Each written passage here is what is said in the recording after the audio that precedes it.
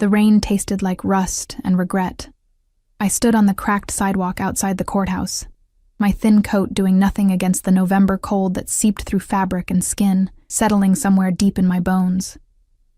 The divorce papers were still warm in my purse, freshly signed, freshly stamped, freshly destroying what little remained of the life I'd tried so desperately to build. 3 years.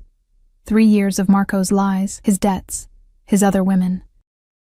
3 years of me scrubbing floors at the Lumiere, that overpriced French restaurant where people spent more on a single meal than I made in a week, just to keep our lights on while he gambled away every cent. And now, standing here with mascara probably running down my cheeks and my secondhand heels developing new blisters, I had nothing. No home. He'd taken that in some twisted negotiation I was too exhausted to fight. No savings. Just a suitcase in a storage locker, and a shift at the restaurant starting in 4 hours. I should have felt free. Instead, I felt hollow. The city moved around me like I didn't exist. Taxis splashing through puddles, businessmen in expensive suits hurrying past without a glance. The whole world spinning while I stood still. Invisible. I'd always been invisible. To Marco. To his family who looked at me like I was dirt he'd tracked in on his shoes. To everyone except the kitchen staff at Lumiere, who knew my name because I was there 6 days a week, smiling through the exhaustion, pretending my life wasn't falling apart. I pulled my coat tighter and started walking. Nowhere to go, but standing still felt worse. The Lumiere sat in the heart of the financial district, all crystal chandeliers and marble floors, the kind of place where old money whispered over wine that cost more than my monthly rent used to be. I slipped through the service entrance, the familiar smell of garlic, butter, and expensive perfume wrapping around me like a bitter embrace. Ella. Marie, the hostess, grabbed my arm as I headed for the staff room. Her perfectly manicured nails dug in slightly. Thank God you're early. We have a situation. My stomach dropped. I can't lose this job, Marie. Not today. You're not losing anything. She lowered her voice, glancing toward the main dining room. But we need you on the floor tonight. Sophia called in sick, and we have the Valentino party in the private room. Private room meant high rollers. High rollers meant generous tips. Tips meant maybe I could afford a decent motel instead of sleeping in the restaurant storage room again. I'll do it, I said, probably too quickly. Marie's expression softened. She knew. Everyone knew about the divorce, about Marco, about how I'd shown up last week with a bruise on my wrist that I'd tried to cover with foundation. Change quickly. They'll be here in 20 minutes. The uniform was crisp white and black, simple, elegant, designed to make servers blend into the expensive wallpaper. I stared at myself in the staff bathroom mirror, trying to fix the damage. My dark hair hung limp around my face, and my green eyes looked too big, too exposed. At 26, I should have looked young, vibrant. Instead, I looked like someone who'd survived something. I splashed cold water on my face and forced my spine straight, invisible. Professional. That's all I needed to be. The private dining room was already being prepared when I entered. Candles flickering on a table set for 8. Champagne chilling in silver buckets. The floor-to-ceiling windows offering a view of the city lights beginning to glow against the darkening sky. I checked the wine selection, memorized the evening's specials, and tried to ignore the way my hands trembled slightly. They're here, Marie whispered from the doorway, her face pale. Ella, be careful tonight, okay? Before I could ask what she meant, voices echoed from the entrance, deep, controlled, speaking in Italian that flowed like dark water. My second-generation Italian was rusty, but I caught fragments. Business, territories, respect. Then he walked in. I'd served countless wealthy men in this restaurant. Bankers, CEOs, politicians, all of them carrying that particular arrogance that came with power and money. But this was different. This was something that made the air itself change, made every server in the vicinity suddenly find reasons to be somewhere else. He was young, maybe early 30s, with dark hair perfectly styled, a jaw that could have been carved from marble, and a suit that probably cost more than a car. But it wasn't his looks that made my breath catch. It was the way he moved, the way everyone else in his group deferred to him without him saying a word. the way two men in dark suits flanked him like shadows, their eyes constantly scanning the room, and the way he looked at me, just for a second as his group entered the private room. His gaze landed on me where I stood beside the wine cabinet. Dark eyes, almost black in the candlelight, swept over my face with an intensity that made me feel pinned, examined, seen in a way that terrified me. Not the way Marco used to look at me, with that casual ownership. This was different. Sharper. Dangerous. Then the moment passed, and he was being seated at the head of the table, accepting a menu he probably wouldn't read, while his companions filled in around him. "Miss?" His voice cut through the murmured conversations, smooth and deep, with an accent that made Italian sound like a weapon. Wine. Not a question, a command. I approached the table, bottle in hand, hyper-aware of every eye on me. His associates, older men in expensive suits, one woman in diamonds that caught the candlelight, watched me with varying degrees of disinterest. But he watched me like I was a puzzle he was already solving. "Red or white, sir?" My voice came out steadier than I felt. "You choose." The words hung between us. This wasn't how it worked. Customers told me what they wanted. I brought it. But something in his expression told me that refusing wasn't an option, and making the wrong choice might be worse. I studied the menu, the dishes they'd likely order, and made my decision. "The Barolo, sir. It will complement the ossobuco." A slight curve touched his lips. Not quite a smile, but close. Approval. Smart girl. The endearment should have annoyed me. Instead, it sent a strange shiver down my spine. I poured carefully, starting with the woman in diamonds, working my way around the table according to protocol. When I reached him, my hand was perfectly steady, but I could feel the heat radiating from him, smell something expensive. Cedar and smoke and something darker I couldn't name. "Name," he said quietly, as wine filled his glass. "Ella, sir." "Ella." He repeated it like he was tasting it, deciding if he liked the flavor. "You've worked here long?" 3 years. Too much information. Servers weren't supposed to chat with customers, especially not in private rooms, especially not with men who had armed guards standing by the door. And before that, I met his eyes. Mistake. Up close, they weren't just dark, they were endless, pulling me in even as warning bells screamed in my head. "College, sir. I didn't finish." "Why not?" "Because I'd met Marco. Because I'd been young and stupid and thought love meant sacrifice. Because I'd given up my scholarship, my dreams, everything for a man who'd thrown it all away on blackjack and women who weren't me." "Life happened," I said carefully. Something flickered in his expression. Recognition, maybe. Understanding. Then one of his men leaned in, whispering something urgent in Italian. Territory disputes, shipments, names I didn't recognize but that carried weight in his world. He waved a hand dismissively, and the man retreated, but his attention didn't return to me. I'd been dismissed, invisible again. I should have been relieved. The evening progressed in a blur of courses. Antipasti, primi, secondi. Each dish presented with the careful precision Lumiere was famous for. I moved through the motions automatically, refilling glasses, clearing plates, existing on the periphery of conversations I couldn't understand and didn't want to. But I felt his gaze tracking me, following my movements even when he appeared focused on business discussions that grew increasingly heated. Around 10, one of the older men, silver-haired, with a scar cutting through his eyebrow, started speaking louder, gesturing emphatically. The temperature in the room dropped several degrees.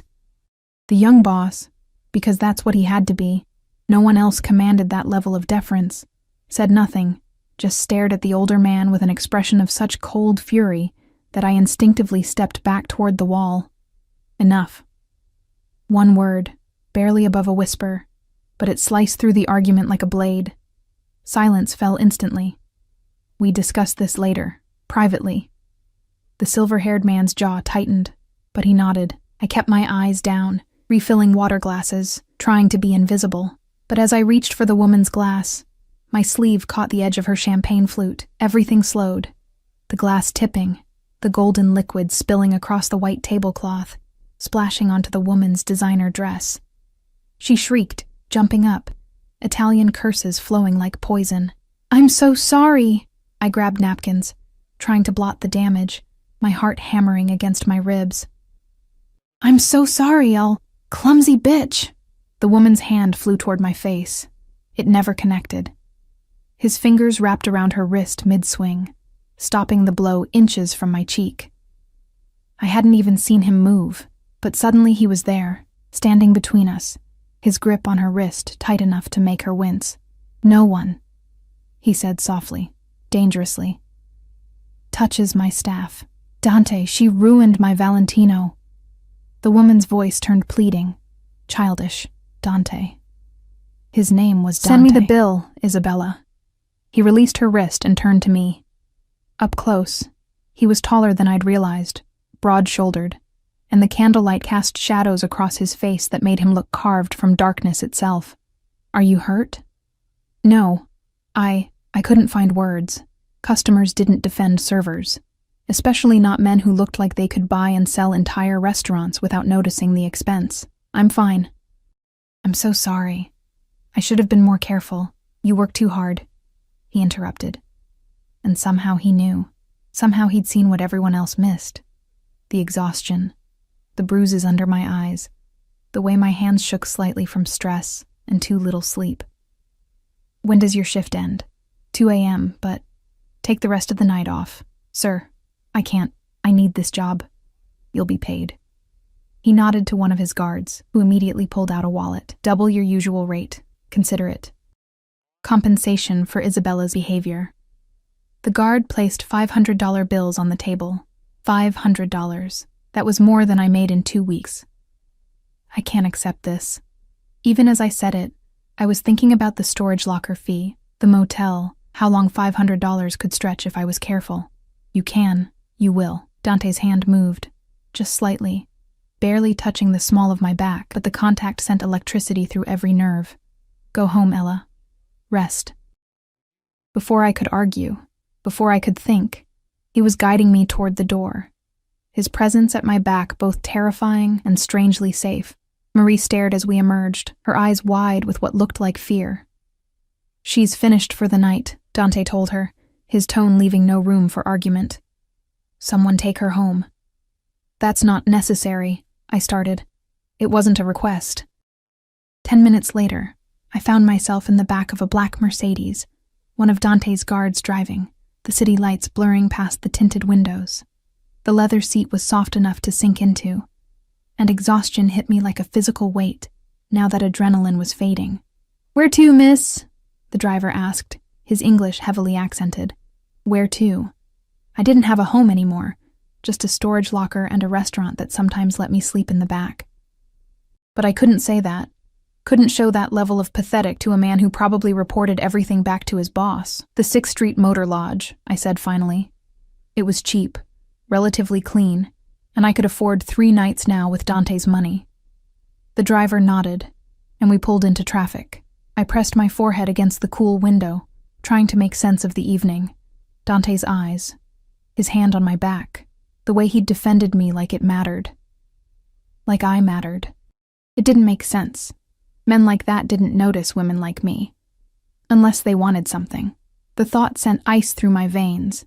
But before I could follow it further, the driver's phone rang. He answered in rapid Italian, his tone respectful, submissive. Then he glanced at me in the rearview mirror, and something in his expression changed. We weren't going to the motel. The car turned onto the highway, heading toward the private airfields outside the city. My stomach lurched. "Excuse me," I said, trying to keep my voice steady. "This isn't the way to 6th Street. Change of plans, miss." The driver's eyes met mine in the mirror, apologetic but firm. "Don't worry. You're safe, safe." The word felt like a lie as we approached a gate where guards waved us through without hesitation. As we drove onto a tarmac where a sleek private jet waited, its stairs extended like an invitation or a threat. Dante stood at the base of those stairs, hands in his pockets, looking like he owned the night itself. The car stopped. The driver opened my door, and Dante smiled. A real smile this time, slow and predatory and absolutely certain I would come to him. "Hello again, Ella," he said softly. "We need to talk about your ex-husband." The world tilted. Marco. This was about Marco. I'd just walked out of one nightmare and straight into something infinitely more dangerous. My legs wouldn't move. I sat frozen in the backseat of the Mercedes, staring at Dante through the open door, my mind racing through every terrible possibility.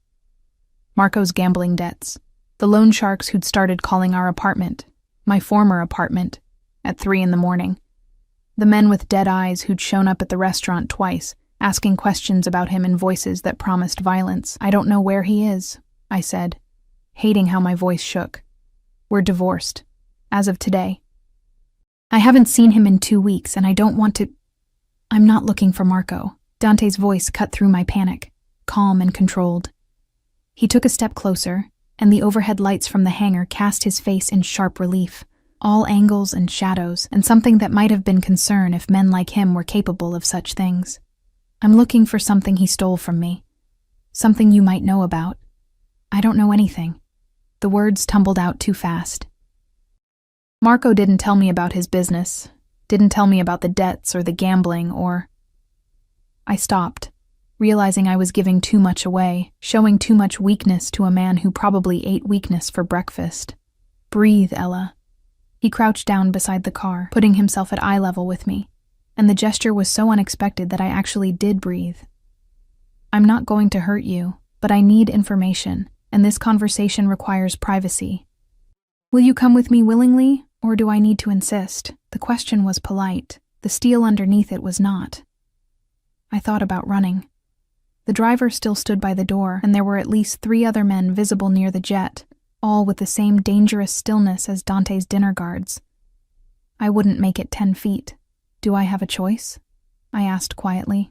Something flickered in his dark eyes. Approval, maybe, for not pretending this was anything other than what it was.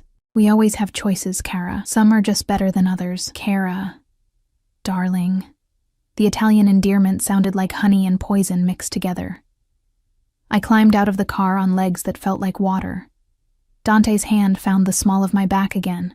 That same electric contact that made me hyper-aware of his proximity, his heat, the subtle scent of cedar and smoke that seemed to cling to him. He guided me toward the jet stairs, and I forced myself to climb them, even though every instinct screamed to run.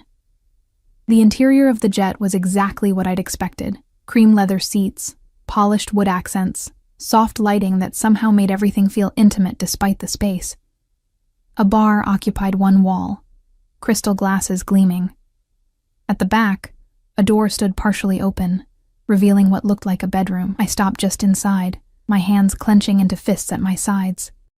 I don't know what Marco stole from you, but I have nothing. No money, no property, nothing. The apartment was his family's, and they kept it. My car got repossessed 3 months ago. Everything I own fits in one suitcase. So if you're looking for hidden assets or stolen goods, you're wasting your time. Sit. Dante gestured to one of the leather seats. I'd rather stand. Ella.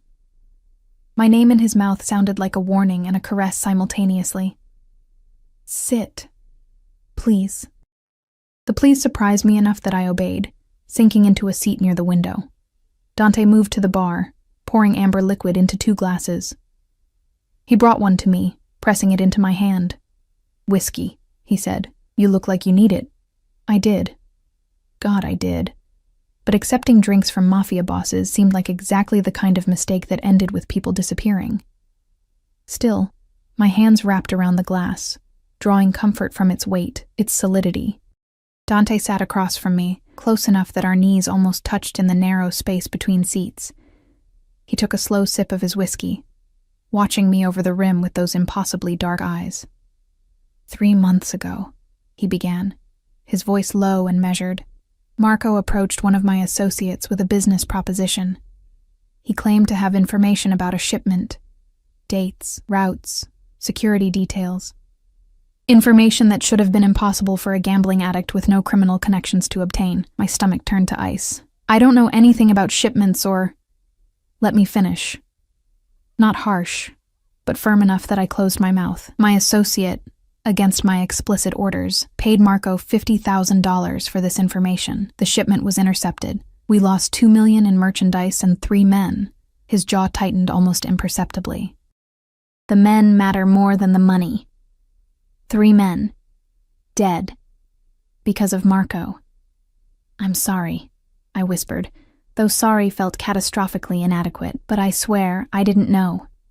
Marco didn't tell me anything, didn't bring anything home, didn't... I believe you. The words shocked me into silence. Dante leaned forward slightly, elbows on his knees, his gaze intense. Everything I've learned about you in the past 4 hours tells me you're exactly what you appear to be. A woman who worked herself to exhaustion, trying to save a marriage to a man who didn't deserve her breath, let alone her loyalty. 4 hours? My voice came out strangled. You've been investigating me? From the moment you walked into that dining room. No apology in his tone, no shame. I make it my business to know who's close to my enemies, Ella, and Marco, wherever he's hiding, is very much my enemy. The casual way he said it, enemies, hiding, made my blood run cold. What are you going to do to him? That depends on whether he returns what belongs to me. Dante took another sip of whiskey, his movements controlled, precise. The 50,000 I can absorb, the merchandise I can replace, but the information leak, the fact that someone in my organization sold details to Marco in the first place, that requires resolution. Permanent resolution. Permanent. I understood what that meant. I can't help you, I said desperately. Even if I wanted to, I don't know where he is. He cleared out of the apartment 2 weeks ago, took everything valuable, left me with nothing but divorce papers and his debts. His family won't talk to me. His friends. I laughed bitterly. Marco didn't have friends, just people he owed money to. Dante studied me for a long moment, and I had the unsettling feeling he was reading things in my face I didn't want visible. Fear, exhaustion, the bone-deep relief that Marco was gone, mixed with terror about what came next. The lawyer who handled your divorce, he said finally. Antonio Brescia. He's Marco's cousin. I know. I'd begged Marco for a different lawyer, someone neutral, but he'd insisted. Another thing I'd been too tired to fight. Antonio barely spoke to me during the proceedings, just shoved papers at me and told me where to sign. Did he give you anything else? Papers? Files? A key? No, just the divorce decree, and I stopped, remembering. My hand went to my purse, fingers finding the small envelope Antonio had pressed into my hand as I left the courthouse. Wait. He gave me this, said it was from Marco, that I should open it when I was ready to forgive him. I pulled out the envelope, my hands shaking slightly. It was plain white, sealed, with my name written on the front in Marco's familiar scrawl. Seeing his handwriting sent a complicated tangle of emotions through me. Rage, grief, and something that might have been fear. Dante's entire demeanor shifted, his body going still in a way that reminded me of a predator spotting prey. Open it. This is private. Ella. He leaned closer, and the space between us evaporated into something charged and dangerous. Whatever is in that envelope, it's not a love letter. Marco knew exactly what he was doing when he had his cousin give it to you today. Open it. Now. My fingers fumbled with the seal. Inside was a single piece of paper, a receipt from a storage facility across town, Unit 447, paid through the end of the month, and underneath, in Marco's handwriting, I'm sorry for everything. This makes us even. What's in the unit? Dante's voice was soft, controlled, but I heard the steel underneath. I don't know. I didn't even know he had a storage unit. My mind raced. My things are in a different facility, and he never mentioned. Understanding hit me like a physical blow. He's setting me up. Whatever he stole from you, he put it in a storage unit under my name. Made sure I'd get this receipt today. And now when you come looking, you're the one holding the evidence, Dante finished, his expression darkening. Very clever. Marco gets away clean, you take the fall, and even if you claim ignorance, you're the one with access to the unit, the receipt, the connection.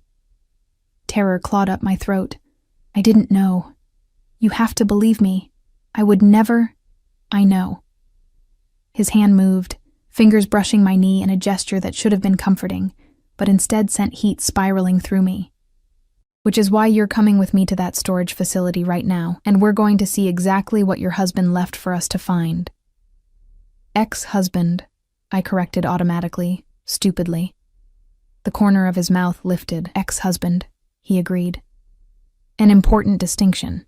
He stood, pulling out his phone and speaking rapid Italian to someone on the other end. Instructions, coordinates, orders that I didn't fully understand, but that made the person on the other end respond with immediate deference.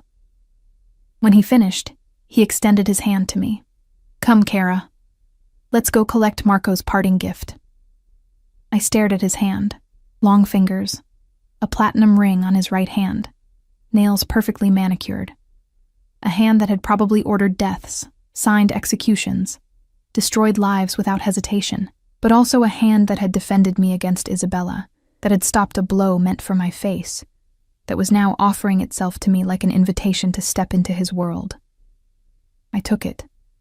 What choice did I have? His fingers closed around mine, warm and strong, and he pulled me to my feet with effortless strength. We were too close suddenly, close enough that I had to tilt my head back to meet his eyes, close enough that I could see flecks of gold hidden in all that darkness.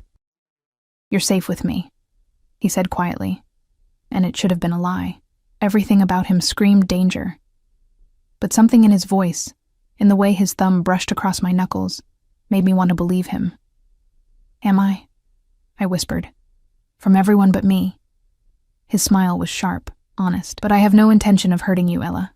Quite the opposite. Before I could ask what that meant, he was guiding me back down the jet stairs, back into the Mercedes where the driver waited with engine running. Dante slid in beside me this time, close enough that his thigh pressed against mine, close enough that I could feel his body heat in the cool leather interior. The car pulled away from the airfield, heading back toward the city, and I watched the lights blur past while trying to process everything that had happened in the last hour. This morning, I'd been married. This afternoon, I'd been divorced. Tonight, I was sitting next to a mafia boss who somehow knew more about my life than I did, racing toward a storage unit that might contain evidence of crimes I didn't commit but would absolutely be blamed for. Why are you helping me? The question escaped before I could stop it. If you think Marco set me up, why not just leave me to deal with the consequences? Dante was quiet for a long moment, his profile sharp in the passing streetlights. When he finally spoke, his voice held something I couldn't quite identify. Because when I walked into that dining room tonight and saw you standing there looking like you'd survived a war, something in me recognized something in you. Survivors know survivors, Ella. And you've been surviving something terrible for a long time. You don't know me, I said, but even as the words left my mouth, they felt like a lie. He'd seen me. Truly seen me, in a way no one had in years, not yet. His hand found mine in the darkness, lacing our fingers together in a gesture that felt both possessive and protective. But I intend to. The storage facility loomed ahead, all concrete and fluorescent lights and chain-link fencing. The driver pulled up to the gate, where two of Dante's men already waited. The same guards from the restaurant, now dressed in dark clothing that made them blend into shadows. One approached Dante's window as it lowered. Unit 447, second building, 4th floor. No cameras in the stairwells, and we've taken care of the night manager's very sudden need to take a break. Good. Dante squeezed my hand once before releasing it. Stay close to me, understand? Don't touch anything. Don't open anything. If there's trouble, you get behind me immediately. What kind of trouble? My voice came out smaller than I wanted. The kind that involves people not wanting us to find what Marco left behind. He opened his door, then paused, turning back to look at me with an intensity that stole my breath. I meant what I said, Kara. You're safe with me. I protect what's mine. What's mine? The words should have offended me, should have made me argue that I wasn't his, wasn't anyone's. But something in the way he said it, like a vow, like a promise written in blood and darkness, made my heart hammer against my ribs for entirely different reasons than fear. I followed him into the building, flanked by his guards, surrounded by an aura of controlled violence that made other late-night storage users hurry away without making eye contact. We climbed stairs that smelled like dust and motor oil, past units that held other people's forgotten belongings, their abandoned lives, until we reached the 4th floor. Unit 447 sat at the end of a dimly lit hallway. Dante held out his hand. The receipt. There should be a code. I gave him the paper with shaking fingers. He punched numbers into the electronic lock, and it clicked open with a sound that felt like fate. The door rolled up, revealing a 10-by-10 space packed with boxes, crates, and plastic-wrapped packages that even I knew meant drugs, guns, or worse. "Cristo," one of the guards breathed, but Dante's attention wasn't on the contraband. It was on the folder sitting on top of the nearest box, a thick manila folder with my name written across it in Marco's handwriting. He picked it up carefully, opened it, and his expression went absolutely cold. "What is it?" I asked, though part of me didn't want to know. Dante turned the folder so I could see. Inside were documents, bank statements, property deeds, transfer papers, all in my name, all showing transactions I'd never made, purchases I'd never authorized, connections to criminal enterprises I'd never heard of. Marco hadn't just set me up as the holder of his storage unit. He'd spent 3 years building a paper trail that made me look like his partner, his co-conspirator, his willing accomplice in everything. If anyone investigated, if law enforcement or rival criminals came looking, every piece of evidence would point to me. "He destroyed me," I whispered, the full horror of it sinking in. Even in leaving, he destroyed me. Dante's jaw clenched, and when he looked at me, I saw rage burning in those dark eyes. Not at me, but for me. "No," he said softly, dangerously. "He tried to destroy you, but he made one critical mistake." "What mistake?" His hand cupped my face, thumb brushing my cheekbone in a gesture so gentle it made my eyes burn with tears I refused to shed. "He led you to me, and now you're under my protection, whether you want it or not. Anyone who comes for you comes through me first." The words should have terrified me. Instead, they felt like the first safe thing I'd heard in years. Outside, sirens began to wail in the distance, growing closer. One of the guards cursed in Italian. "Boss, we need to move. Now." Dante's expression never changed. He pulled out his phone, took photos of every document in the folder, then calmly set it on fire with a lighter from his pocket. We watched Marco's carefully constructed frame-up burn to ashes. "The unit?" the guard asked urgently. "Leave it." Dante took my hand, pulling me toward the stairs as the sirens grew deafening. "It's empty enough without the documents. Nothing connects back to her now." We ran through the building, my heels clicking frantically against concrete. Dante's hand firm around mine, his body positioned to shield me from whatever came. Behind us, I heard shouts, footsteps, the chaos of a raid happening exactly when Marco must have planned for it to happen. Right after he'd made sure I had the receipt, right after he'd ensured I'd be caught red-handed. But we burst through a side exit I hadn't noticed before, into an alley where the Mercedes waited with engine running. Dante practically threw me into the back seat, sliding in after me, and the driver peeled away from the curb with the kind of precision that came from practice. Through the back window, I watched police cars surround the storage facility, watched officers swarm inside, and knew with absolute certainty that if Dante hadn't been there, if he hadn't burned those documents, I would be in handcuffs right now facing charges I couldn't defend against. "You saved me," I breathed, turning to look at him in the darkness of the car. "Why?" Dante's hand found my face again, his touch impossibly gentle for a man capable of such violence. "Because the moment I saw you tonight, exhausted and bruised and still standing, still surviving, still fighting, I knew you were mine to protect, mine to keep." His thumb traced my lower lip, and heat flooded through me despite everything. "And I always protect what's mine, Kara. Always."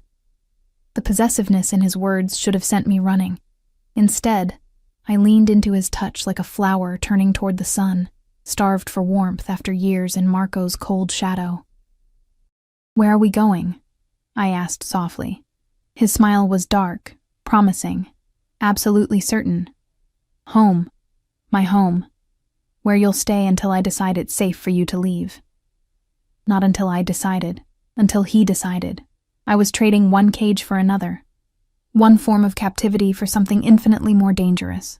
But as Dante's hand slid into my hair, as his forehead pressed against mine in the darkness of the speeding car, as sirens faded behind us, and the city lights blurred into streaks of gold and white, I couldn't bring myself to care. For the first time in 3 years, I felt safe. even if that safety came wrapped in darkness and danger, and the possessive touch of a man who just claimed me as his without asking permission. Even if I was falling into something I didn't understand and couldn't control. Even if every rational part of my brain screamed that this was a mistake. His lips brushed my temple, barely a kiss, more a promise. Sleep, Ella. I'll wake you when we arrive, and God help me. I did. I woke to silk. Not the rough cotton sheets from my marriage bed. Not the scratchy motel blankets I'd been imagining for my immediate future, but genuine silk that slid cool and soft against my skin. For a disoriented moment, I thought I was dreaming, that the entire night had been some exhaustion-induced hallucination brought on by stress and divorce, and too many double shifts. Then I opened my eyes. The bedroom was enormous, all dark wood and cream-colored walls, with floor-to-ceiling windows offering a view of the city that belonged in magazines. Dawn light filtered through sheer curtains, painting everything in shades of rose and gold. The bed I lay in could have fit 4 people comfortably, its dark posts reaching toward a ceiling decorated with subtle crown molding, and I was still fully clothed, down to my shoes, lying on top of the covers like Dante had simply placed me here and left. My purse sat on the nightstand. My coat hung over a nearby chair. Everything exactly as it had been, except I was in a stranger's home. A dangerous stranger's home, with no memory of arriving. Panic fluttered in my chest as I sat up, taking inventory. Nothing hurt. Nothing felt wrong. I was alone in the room, the door slightly ajar, and from somewhere distant came the smell of coffee and something baking. I stood on unsteady legs, my body protesting the movement after too many hours of stress and too little rest. A door to my left revealed an ensuite bathroom that was bigger than my old bedroom, all marble and chrome, and a shower that looked like it belonged in a spa. I caught my reflection in the mirror and barely recognized the woman staring back. My hair was a mess, mascara smudged beneath my eyes, my uniform wrinkled from sleeping in it. I looked exactly like what I was. Someone whose life had imploded in the span of 12 hours. Water. I needed water, needed to wash my face, needed to think clearly about what happened next. Because staying here, in Dante's home, under his protection, came with a price. Men like him didn't do anything out of kindness. There was always an expectation, always a debt to be paid. I splashed cold water on my face, trying to scrub away the remnants of yesterday. My hands shook slightly as I dried them on a towel that was softer than anything I'd ever owned. Everything in this bathroom, this bedroom, this life, spoke of wealth so far beyond my comprehension that it felt like visiting another planet. A knock on the bedroom door made me jump. "Ella?" a woman's voice, accented but warm. "I have clothes for you if you'd like to change, and breakfast is ready when you are." I opened the bathroom door, then the bedroom door, finding a woman in her 50s with kind eyes and graying hair pulled back in a neat bun. She held a garment bag and smiled at me like this was completely normal. Like young women waking up in her employer's guest room was an everyday occurrence. Maybe it was. The thought made my stomach turn. "I'm Maria," she said, entering at my gesture and laying the garment bag across the bed. "I manage the household. Mr. Valentino asked me to make sure you had everything you needed." Valentino. So that was Dante's last name, a name that probably carried weight in certain circles, probably made people nervous, probably opened doors and closed mouths with equal efficiency. "Thank you," I managed. "But I should probably go. I don't want to impose, Mr. Valentino was very clear that you're to stay as long as necessary." Maria unzipped the garment bag, revealing clothes that looked expensive and impossibly exactly my size. "He's in his office handling business, but he asked that you join him for breakfast when you're ready. No rush," she added, seeing my expression. "Take your time. Shower if you'd like. The house is safe, Ella. You're safe here." Everyone kept saying that. "You're safe." Like if they repeated it enough times, it would become true. And I'd stop feeling like I'd stepped into a beautiful trap that I didn't know how to escape. But Maria's kindness seemed genuine, and the thought of a proper shower was too tempting to resist. "Thank you," I said again. "I appreciate this, all of it." She patted my hand gently. "We take care of our own here, and Mr. Valentino has made it clear that you're to be treated as family." Something in her expression softened. He doesn't bring people home, Ella. In the 5 years I've worked for him, you're the first. That means something. Before I could ask what it meant, she was gone, closing the door softly behind her. I stared at the clothes on the bed, designer jeans, a soft cashmere sweater in deep green, undergarments still in packaging, even socks. Everything I would need, all in my exact size, procured sometime between last night and this morning, with an efficiency that spoke of resources I couldn't begin to fathom. The shower was heaven. Multiple shower heads, water pressure that felt like a massage, products that smelled like vanilla and something floral I couldn't name.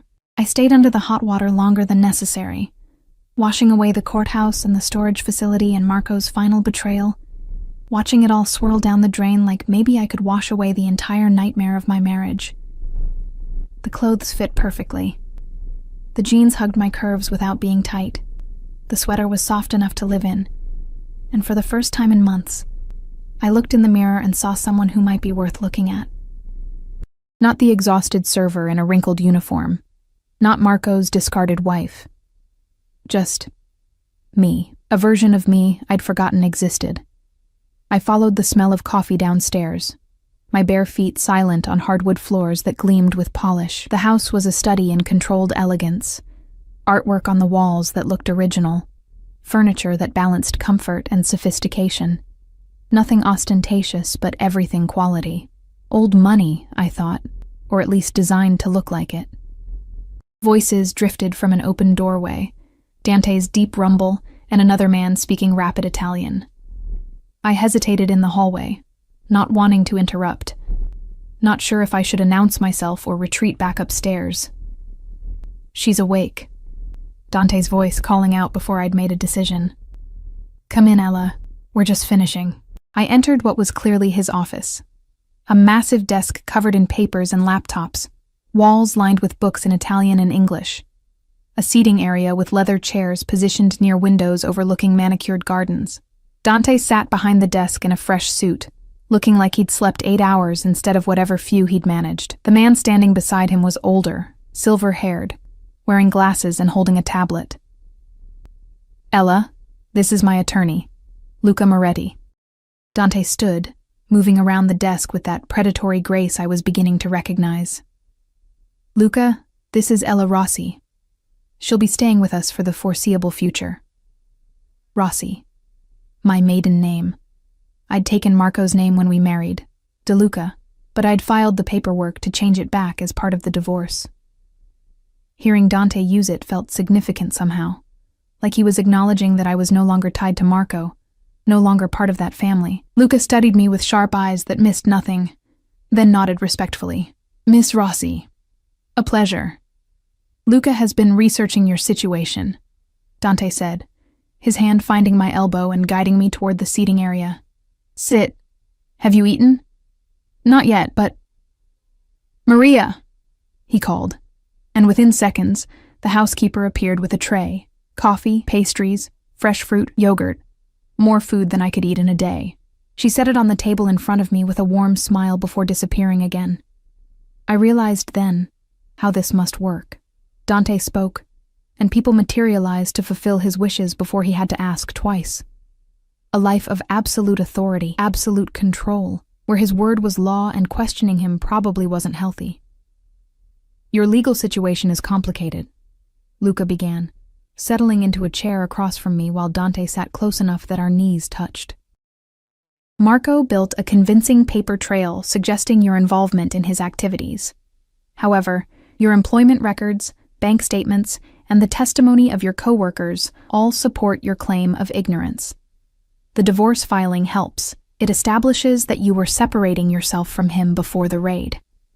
But," I heard the word he hadn't said, "but if federal investigators decide to pursue charges, you'll need a strong defense. Marco made it look like you were a willing participant, and proving otherwise will require resources." He glanced at Dante. "Expensive resources. Cost isn't a concern," Dante said flatly. "Whatever she needs, make it happen." I can't accept that. I forced the words out, even though accepting was so tempting I could taste it. "I don't have any way to pay you back, and I can't start a new life buried in debt to—" I stopped, not sure how to finish that sentence. "To a crime boss? To a man I'd met 12 hours ago? To someone who made me feel things I had no business feeling? Dante's hand covered mine, silencing my protests. You're not going into debt, Kara. Consider it compensation for the years you spent suffering because of a man connected to my world. If I'd known what Marco was, what he was doing to you, I would have intervened much sooner. The words were possessive, protective, and completely insane. You didn't know I existed until last night. And yet here we are. His thumb traced circles on my palm, and I hated how that simple touch made it hard to think clearly. Luca, what else? The storage unit raid yielded significant evidence. Drugs, weapons, stolen merchandise from multiple sources. Without the documents connecting Miss Rossi to the operation, the investigation will likely focus on Marco and his known associates. However, she should expect to be questioned. I recommend she doesn't speak to any authorities without representation present. She won't be speaking to anyone without my approval, Dante said, his tone leaving no room for argument, and she certainly won't be doing it alone. What about protective measures? I've filed paperwork establishing her residence here as of last night, with you listed as her employer in a household management capacity.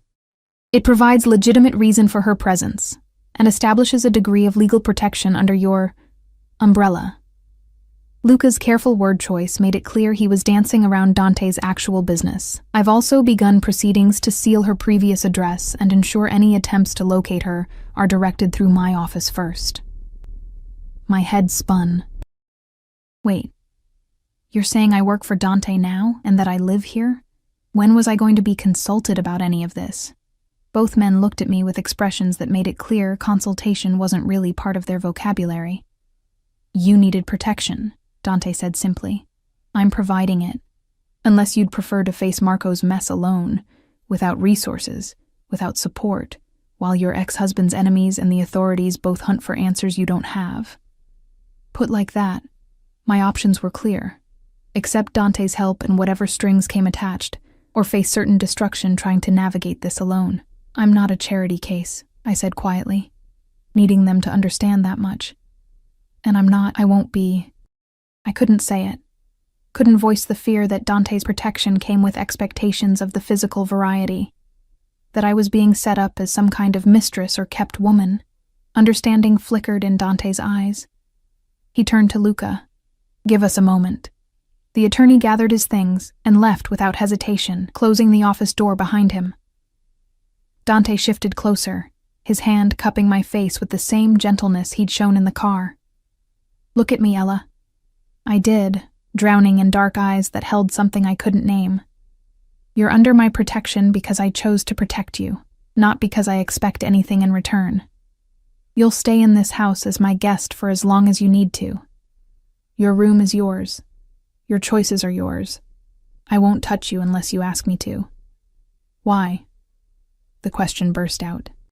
Why would you do all this for someone you don't even know? His jaw tightened, and for a moment, I saw something raw flash across his face, something that looked almost like pain.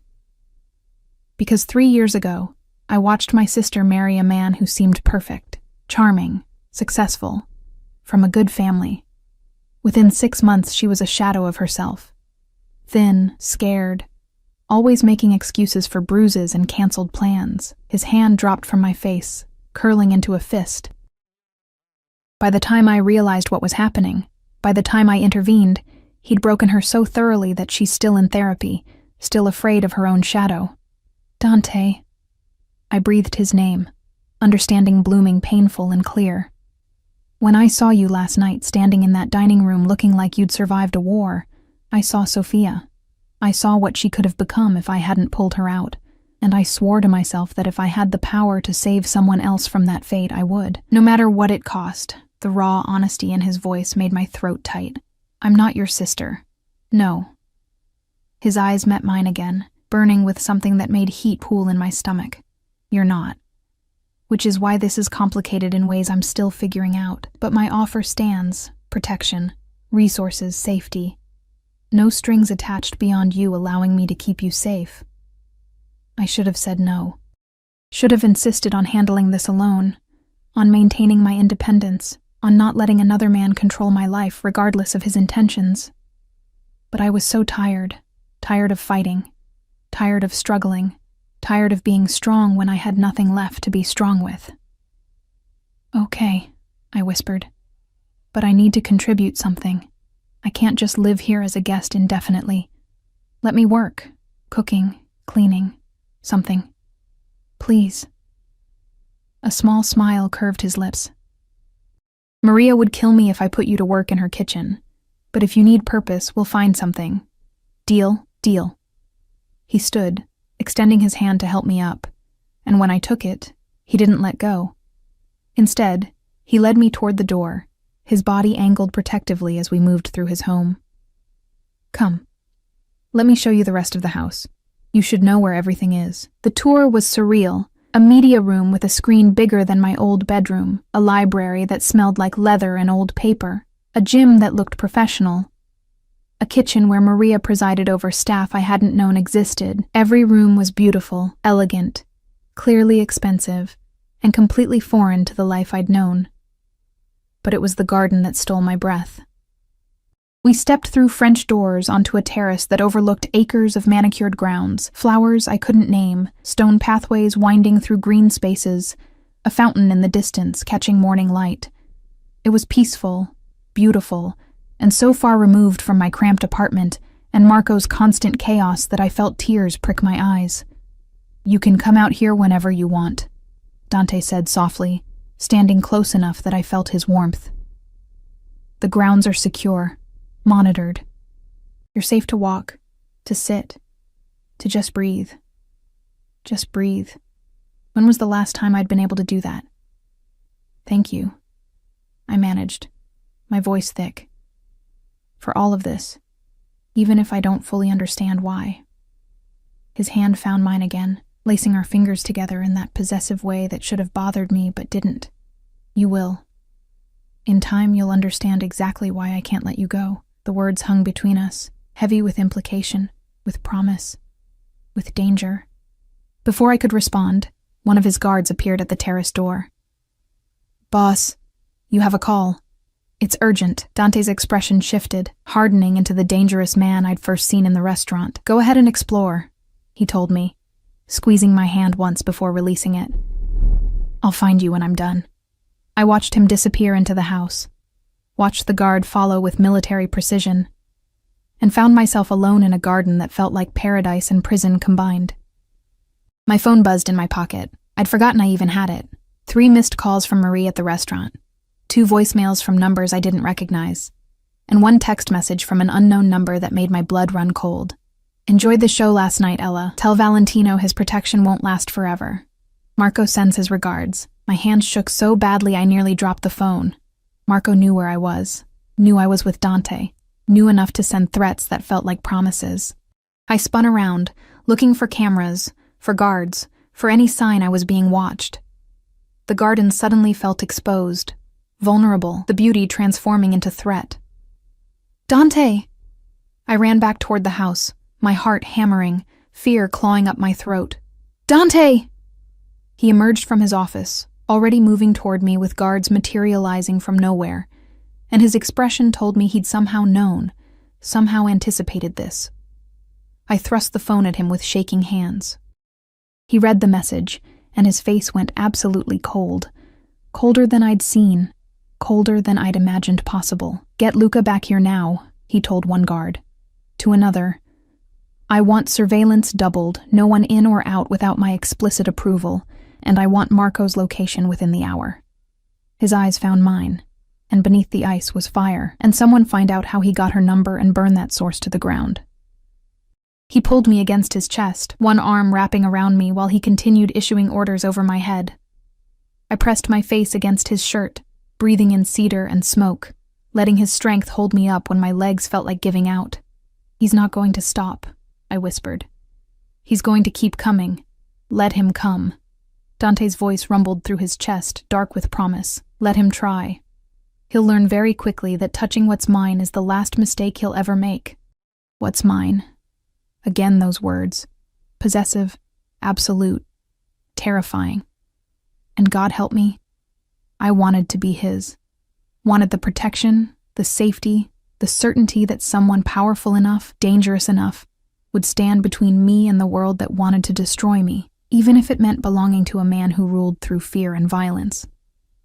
Even if it meant trading one form of captivity for another. Because at least this cage came with gardens, with silk sheets, with a man whose touch made me feel alive instead of invisible. At least this time, I was choosing the trap. Dante's lips brushed my temple. Barely a kiss. "Pack nothing," he murmured against my skin. "You're not going anywhere, Kara. Not now. Not ever." The finality in his voice should have terrified me. Instead, it felt like coming home.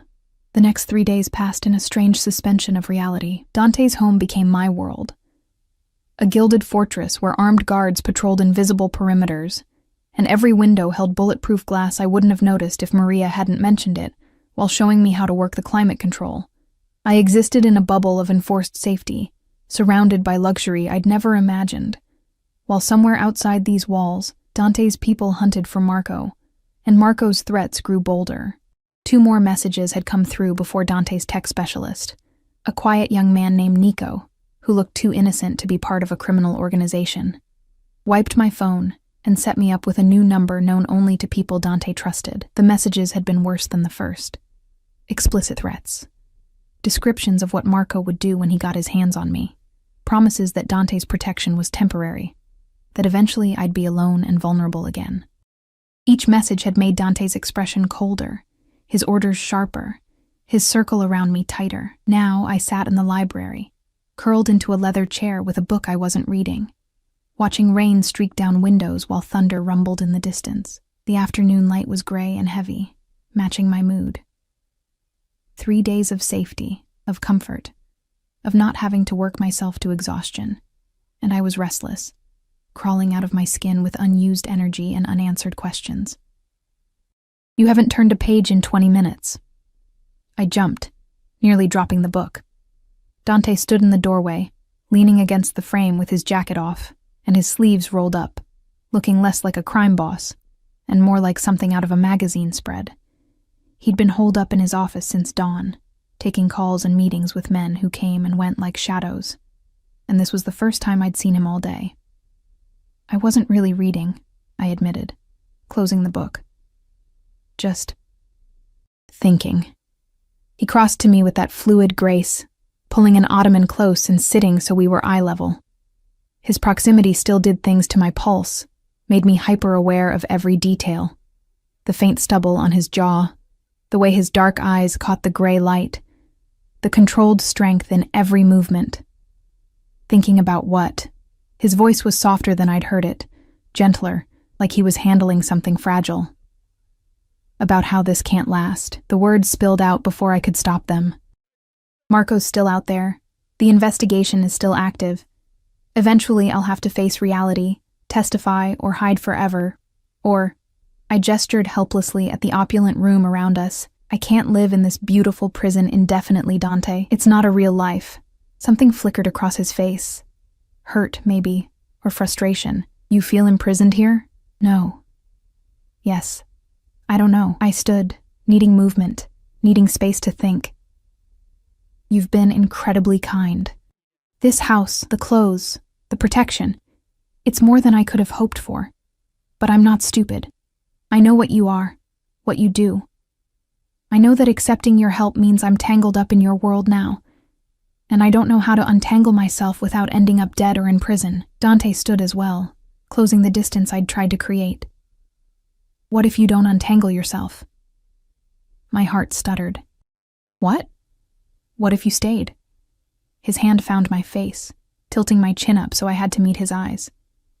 Not as a guest, not as someone under temporary protection, but as someone who belongs here, in my home, in my life. Dante, let me finish. His thumb traced my cheekbone, and I hated how I leaned into the touch despite every logical reason not to. I've spent 3 days watching you move through this house like a ghost, afraid to touch anything, afraid to claim any space as your own. And I've spent 3 days trying to convince myself that my interest in you is purely protective, that I'm just trying to save you from Marco's mess. But, I whispered, though I already knew.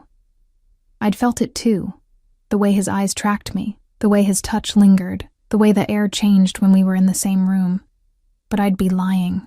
His other hand found my waist, pulling me closer until our bodies nearly touched. From the moment you walked into that dining room, exhausted and bruised and still standing, I wanted you. Not just to protect, not just to save, to keep, to claim, to make mine in every way that matters. The raw honesty in his words sent heat flooding through me. You don't know me. I know you work yourself to exhaustion for people who don't deserve your effort. I know you stayed in a marriage that was killing you because you believed in promises even when the other person didn't. I know you're stronger than you think, and braver than you believe. His forehead pressed against mine, and I could feel his breath against my lips. I know that when you smile at Maria, it lights up the whole room. I know you take your coffee with too much sugar, and that you've been sleeping with the bedside lamp on because the darkness still scares you. I know. How do you know that? My voice cracked slightly, because I check on you. No apology in his tone. Every night before I sleep, I open your door just enough to make sure you're safe, that you're resting. And every night, that lamp is on, and you're curled up on one side of that huge bed, like you're afraid to take up space. He'd been watching me sleep. It should have felt invasive, creepy, wrong. Instead, it felt like being seen, like being cared for in a way I'd forgotten existed. This is crazy, I breathed. We barely know each other. You do things I don't even want to imagine. You're dangerous, Dante. To your enemies, to anyone who crosses you, probably to me if I'm smart enough to admit it. Yes. He didn't deny any of it. I'm all of those things, but I would never hurt you, Ella. Never. You're the one thing in my world that's untouchable. Sacred. Do you understand? The men who work for me, they'd die for me out of loyalty and fear. But you, I'd burn down everything I've built to keep you safe. The intensity in his voice made my knees weak. Why? Because you make me want to be more than what I am. His lips brushed my forehead, feather-light.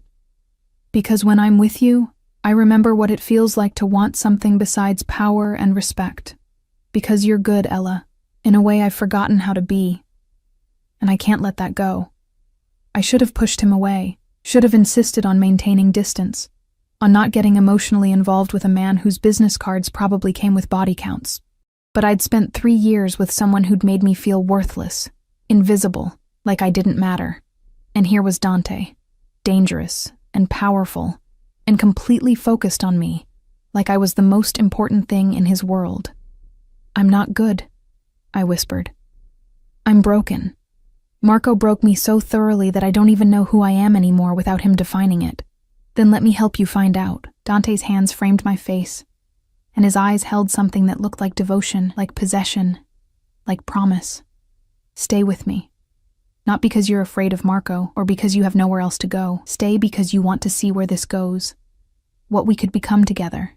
And if it doesn't work, if I realize I can't live in your world, then I'll let you go. The words sounded like they cost him something. I'll set you up somewhere safe, somewhere Marco can never find you, with enough money to start fresh. But give us a chance first, Kara. Give me a chance to show you that not all cages have to feel like prisons. Before I could respond, his phone buzzed. He ignored it, keeping his attention entirely on me, and somehow that felt more significant than anything else, that he would choose this moment, this conversation, over whatever urgent business called. The phone buzzed again, and again. You should get that, I said softly. It might be important. Reluctance crossed his face, but he pulled back slightly, checking the screen. His expression went hard instantly. It's Luca. They found Marco. My stomach dropped. Where? The airport. He's trying to leave the country. Dante was already moving toward the door, barking orders in Italian to guards who materialized from nowhere. Then he turned back to me, conflict clear on his face. I have to go. This ends tonight. What are you going to do to him? I needed to know. Needed to understand exactly what Dante was capable of. He crossed back to me, pulling me against his chest in a fierce embrace. What he deserves. What anyone who threatens you deserves. But I need to know you'll be here when I get back. That you won't run while I'm gone. Where would I go? It came out more bitter than I intended. You're right. I have nowhere else. That's not why I want you to stay. His hand tangled in my hair, tilting my head back so I had to meet his burning gaze. Stay because you want this, want us.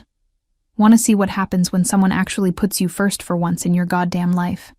Then his mouth was on mine. The kiss was nothing like I expected. Not gentle or tentative or asking permission.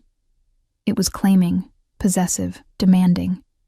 His lips moving against mine with an intensity that stole my breath and my sense and every rational thought.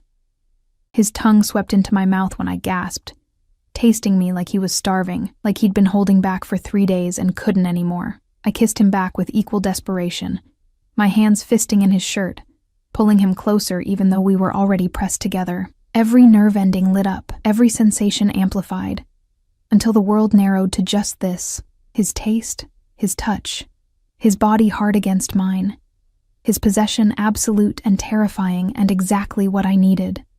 When he finally pulled back, we were both breathing hard. His eyes were black with want, his control visibly fraying at the edges. "Stay," he commanded, his voice rough. "Promise me." "I promise." The words left my mouth without conscious thought, pulled from somewhere deep and honest. Satisfaction blazed across his face. He kissed me once more, quick, hard, claiming, then forced himself to step away. "Lock yourself in your room. Don't open the door for anyone but Maria or me. Understood?" "Dante? Understood?" Sharper this time, laced with authority I couldn't refuse. "Yes." "Good girl." The praise sent inappropriate heat through me. Then he was gone, his guards following like a dark tide, and I was alone in the library with the taste of him still on my lips, and the rain still falling outside. I made it to my room on shaking legs, locked the door as instructed, and sank onto the bed. My fingers touched my lips, still tingling from his kiss, and I tried to process what had just happened. I'd promised to stay, promised to give whatever this was a chance, promised to trust a man whose world operated on violence and codes I didn't understand. And somewhere in the city, Dante was hunting Marco with an intent I didn't want to examine too closely. Hours crawled by. I tried to read, to sleep, to distract myself with television, anything to stop imagining what was happening at the airport, what Dante was doing, whether Marco would somehow escape again and come for me with renewed fury. Around midnight, I heard sounds in the house, voices, footsteps, doors closing. My heart raced as I listened, trying to determine if it was friend or foe, safety or threat. A soft knock on my door made me jump. "Ella?" "It's me," Dante's voice, tired and rough. I unlocked the door with fumbling fingers, pulling it open to find him leaning against the frame. His suit was disheveled, his knuckles bruised, and there was something dark on his shirt that might have been blood, but his eyes, when they found mine, held relief and something deeper. "Is it over?" I whispered. "It's over." He stepped into the room and I closed the door behind him. "Marco's in custody, federal custody. He'll be charged with multiple crimes, and thanks to some carefully placed evidence and testimony from his former associates, he'll be going away for a very long time. You didn't—" I couldn't finish the question. "Kill him?" A tired smile touched his lips. "No." Tempting as it was, death would have been too easy. He'll spend the next 20 years in a cell, knowing he destroyed his own life, knowing you're safe and thriving without him. That's a worse punishment than anything I could have done. Relief flooded through me so powerfully that my knees buckled. Dante caught me, pulling me against him, and I buried my face in his chest despite the blood on his shirt, despite everything logic said I should feel. "Thank you," I breathed. "Thank you for not making me responsible for his death, for not making me carry that." His arms tightened around me. "I told you, Kara. I protect what's mine. That includes protecting you from the darkness of my world when I can." We stood like that for a long moment, just holding each other, until exhaustion pulled at both of us. "You should sleep," I said finally. "You look dead on your feet. So do you." He studied my face with concern. "Have you eaten?" Maria brought me dinner. I picked at it. Food had been impossible with worry gnawing at my stomach. "Come on." He took my hand, leading me toward the bed. "Lie down with me, just for a while." Every reasonable voice in my head screamed that this was a bad idea. But I was so tired of listening to reasonable voices, so tired of being careful and cautious and afraid. We lay down on top of the covers, still fully clothed, and Dante pulled me against his chest with my head tucked under his chin, his heartbeat steady beneath my ear, and his hand traced slow circles on my back, soothing and possessive simultaneously. "I meant what I said earlier," he murmured into my hair, "about wanting you to stay, about giving us a chance. I know." My fingers curled into his shirt. "I'm scared, Dante. Scared of what it means to be with you. Scared of your world. Scared that I'm making another terrible choice with another dangerous man." "I'm not Marco." Steel entered his voice. "I would never raise my hand to you. Never belittle you. Never make you feel less than you are. My world is dangerous, yes, but you'd be protected within it, cherished. Treated like the queen you deserve to be." Queen. The word was absurd and intoxicating simultaneously. What if I can't be what you need? My deepest fear, spoken into the darkness. What if I'm too broken, too damaged, too ordinary for your extraordinary life? He shifted, tilting my face up so I had to meet his eyes. "You're already everything I need, strong enough to survive what would have destroyed most people, brave enough to keep going when everything fell apart. Soft enough to still be kind despite having every reason to be bitter. You're not broken, Ella. You're a survivor. And survivors are the most extraordinary people of all." Tears burned behind my eyes. "How do you do that? Make me believe things about myself I've never seen? Because I see you clearly. No filters, no lies, no misconceptions. Just you. Exactly as you are. And you're magnificent." His lips brushed my forehead. "Sleep, Kara. Tomorrow we'll start figuring out what comes next. Together. Together." The word wrapped around me like a promise, like a vow, like the beginning of something that terrified and thrilled me in equal measure. I closed my eyes, letting exhaustion finally pull me under, safe in the arms of a dangerous man who somehow made me feel safer than I'd ever felt. And for the first time in 3 years, I slept through the night without nightmares, without fear, without waking every hour to check the locks. Because the most dangerous man I'd ever met had decided I was his to protect. And God help anyone who disagreed. 6 months later, I stood in front of the bathroom mirror, staring at a pregnancy test with 2 pink lines that seemed to glow in the soft morning light. Pregnant. The word echoed through my mind, bouncing between panic and something that felt dangerously close to joy. My hand trembled as I set the test on the marble counter, pressing my palm against my still flat stomach, as if I could feel the tiny life growing there. 6 months since Marco had been arrested. 6 months since Dante had claimed me as his in every way that mattered. 6 months of learning to exist in his world. Attending family dinners where his mother treated me like a daughter, charity galas where I stood beside him in designer gowns while dangerous men showed him deference. Quiet evenings in the library where he read to me in Italian, teaching me the language of his childhood. 6 months of falling completely, irrevocably in love with a man who ruled an empire built on fear, but treated me like I was made of something precious and rare. We'd been careful. Or rather, I thought we had been. But sometime between the night he'd made love to me until I forgot my own name and the morning I'd woken wrapped in silk sheets with his body curved protectively around mine, something had shifted. Protection had become secondary to passion. Caution lost to the desperate need to be closer, to claim and be claimed without barriers. And now there was this. New life, consequence, and gift combined, growing inside me.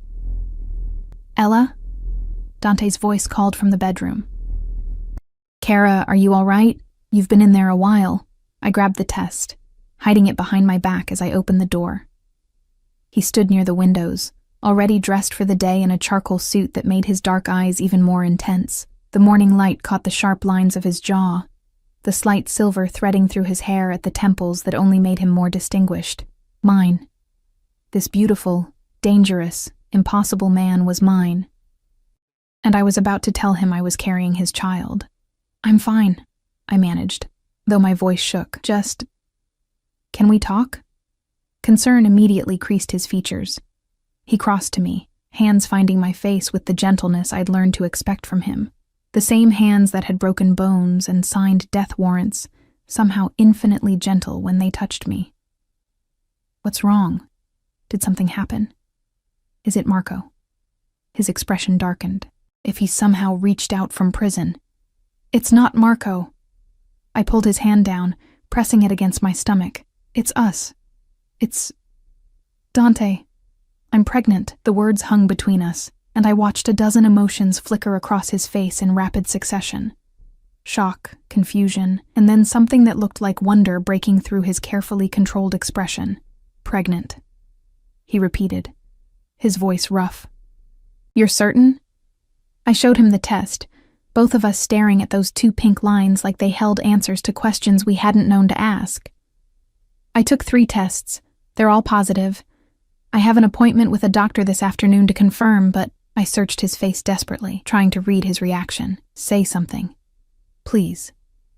Instead of speaking, he dropped to his knees in front of me. His hands spanned my waist, his forehead pressing against my stomach with a reverence that stole my breath. I felt his shoulders shake slightly, and with shock, I realized he was overwhelmed, possibly even close to tears. This man who faced down enemies without flinching, who commanded an empire with cold calculation, undone by the news of a child. Dante? I threaded my fingers through his hair, concerned. I never thought. His voice was muffled against my skin. After Sophia, after what happened to her, I told myself I'd never risk this. Never bring children into my world, never subject them to the dangers, the threats, the constant fear. He pulled back, looking up at me with eyes that shimmered with unshed emotion. But with you, I want everything. I want this baby. I want a family. I want to wake up every morning knowing that you're mine, and that we created something beautiful together despite all the darkness. Relief flooded through me so powerfully that I nearly collapsed. I was so scared you'd be angry, or want me to. Never. He stood, pulling me against him with fierce possession. Never even think it, understand? This baby, our baby, is a gift. One I don't deserve, but will spend every day of my life protecting. His hand splayed across my stomach, protective and possessive. You're both mine now, and heaven help anyone who threatens my family. The word family wrapped around my heart, squeezing tight. I'd lost my family years ago. Parents gone, no siblings, just me navigating the world alone until Marco, and that had been its own kind of isolation. But Dante's family had welcomed me with open arms. His mother, Lucia, who taught me to make pasta from scratch. His sister, Sophia, who'd slowly emerged from her trauma enough to laugh again, to trust again, to become my closest friend. His younger brother, Marco, no relation to my ex, thank God, who teased me mercilessly but would kill for me without hesitation, and now I'd have my own family, my own child, with a man who terrified the world, but made me feel safe. There's something else, I said carefully, knowing this conversation needed to happen. I want to go back to school, finish my degree. I know the baby will complicate things, and I know security will be an issue, but done. He cut me off, smiling. Whatever you want, whatever you need, consider it done. I've actually been working on something. He led me to the bed, where his phone sat on the nightstand. A few swipes brought up files that made my heart stutter. I've been having Luca research options. Online programs for your major, private tutors. Whatever arrangement works for you. I want you to finish what you started, Ella. I want you to have the dreams Marco stole from you. Tears blurred my vision. You've been planning this? For months. He wiped my tears with his thumbs, his touch achingly gentle. I see how you look at Sophia's book collection, how you devour everything in the library. You have a brilliant mind, Kara, and it's been dormant too long. Let me give this to you. Let me help you become everything you were meant to be. I kissed him then, pouring everything I couldn't say into the press of my lips against his. Gratitude, love, the terrifying joy of being seen and cherished by someone who could have anything but chose me. The kiss deepened, his hands tangling in my hair, my body pressing against his with the desperate need that never seemed to fade. But he pulled back with visible effort, breathing hard. "As much as I want to take you back to bed," he said roughly, "we have that doctor's appointment to get to. And then I'm calling my mother because she's going to lose her mind with joy. And then," he grinned, boyish and beautiful, "then I'm taking you to dinner somewhere expensive and showing off the woman who's carrying my child." The day passed in a blur of appointments and phone calls and overwhelming emotion. The doctor confirmed the pregnancy. 8 weeks along, everything healthy. Due date in early spring. Lucia had indeed lost her mind with joy, crying and praying, and immediately launching into plans for nurseries and baby showers. Sophia had hugged me so tightly I couldn't breathe, whispering that I'd given her hope that love could still exist in their dark world. And through it all, Dante stayed by my side, his hand never leaving mine, his presence a constant reminder that I wasn't alone, that I'd never be alone again. That evening, we sat in the garden where I'd received Marco's threat 6 months ago, but the space held no fear now, only peace as sunset painted the sky in shades of gold and crimson. Dante had insisted on an outdoor dinner, candlelight and wine for him, sparkling juice for me, Maria's cooking at its finest. "I have something for you," Dante said, as Maria cleared our plates. He pulled a small velvet box from his pocket, and my heart stuttered. "Dante, let me do this properly." He slid from his chair, kneeling beside me in the grass, heedless of his expensive suit. "Ella Rossi, you walked into my life looking like you'd survived a war, and you made me want to be more than what I was. You've given me hope, given me purpose, given me a reason to build something better than just an empire.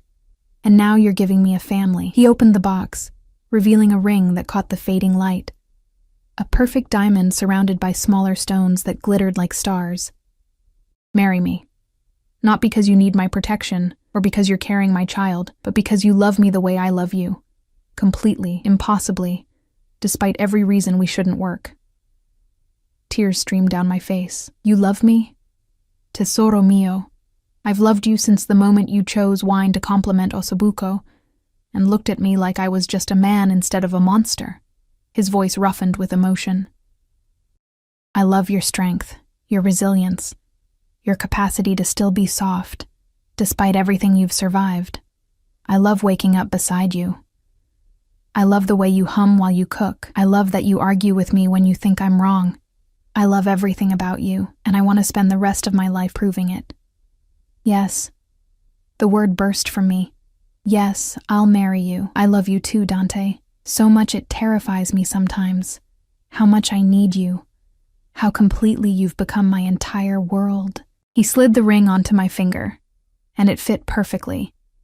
Like everything with him, anticipated and planned and executed flawlessly. Then he was kissing me, deep and possessive and full of promise, while the garden darkened around us and candles flickered in the growing night.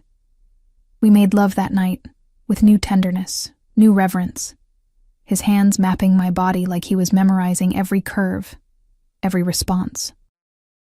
And when I shattered beneath him, crying his name into the darkness of our bedroom, he followed me over with my name on his lips like a prayer. Afterward, lying wrapped in silk in each other, his hand resting on my stomach where our child grew, I finally felt complete. The broken pieces Marco had left behind had been reassembled into something new, something stronger. "No regrets," Dante murmured against my hair, "about choosing this life, this world. Me? Only that I didn't find you sooner." I tilted my head to meet his dark eyes. "You saved me, Dante, from Marco, from myself, from a life of just surviving instead of living." "No, Kara." He kissed my forehead, my eyelids, my lips. We saved each other. I was becoming something cold, something inhuman, losing myself to the darkness. You reminded me what it feels like to hope, to love, to want more than just power and respect. You made me human again. 3 months later, we married in his family's chapel, a small ceremony with only those we loved most. I wore ivory silk and carried roses from our garden.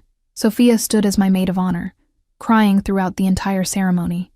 Dante looked devastating in a tailored tuxedo, and when he lifted my veil, the love in his eyes made my breath catch. "Mia Moli," he whispered as we exchanged rings. "My wife. Mio marito." I whispered back. My husband.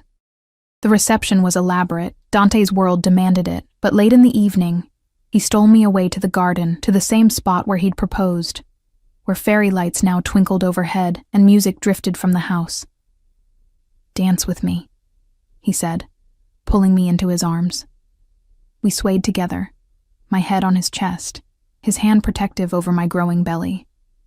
5 months pregnant now, just starting to show, carrying the future we'd created together.